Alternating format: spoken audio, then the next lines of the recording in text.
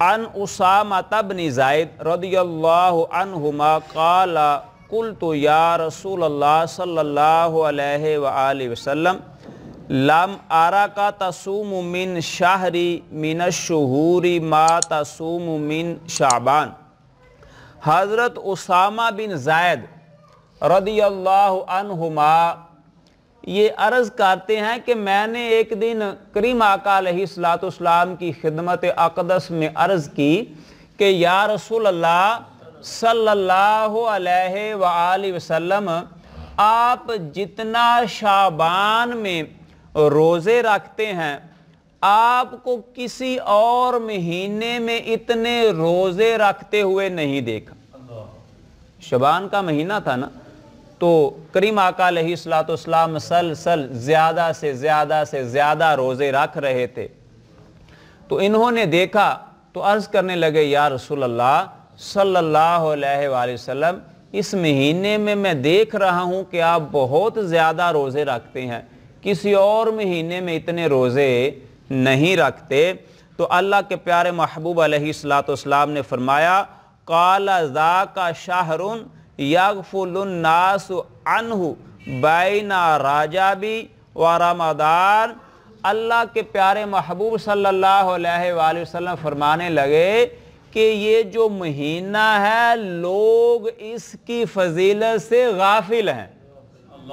ٹھیک ہے نا، غافل بندہ جو ہوتا ہے وہی مطلب غور و فکر نہیں نہ کرتا۔ یہ شعبان کے مہینے کریم آقا علیہ السلام فرمانے لگے کہ اے اسامہ، یہ جو مہینہ ہے لوگ اس کی عظمت سے، اس کی فضیلت سے غافل ہیں۔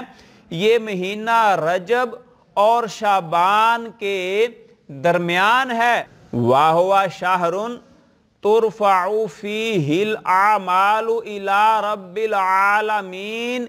اس مہینے میں بندوں کے اعمال کو جو انہوں نے اعمال کیے ہوتے ہیں پورا سال، وہ اللہ کی طرف اٹھائے جاتے ہیں، تمام جہانوں کے پالنے والے کی طرف اٹھائے جاتے ہیں۔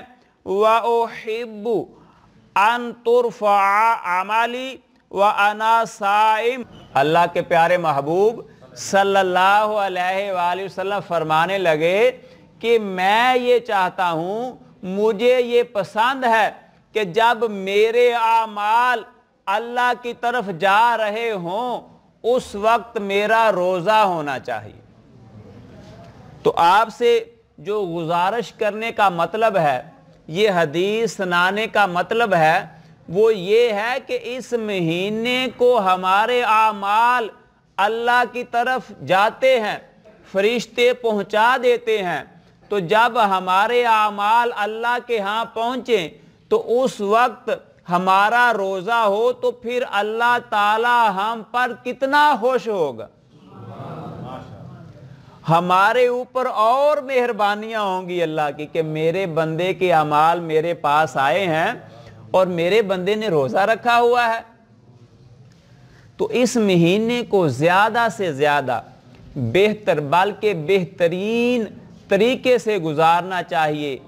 دن کو روزہ رکھنا چاہیے، رات کو عبادت کرنی چاہیے، تاکہ اللہ کا جو فضل ہے وہ ہمارے شامل حال ہو جائے۔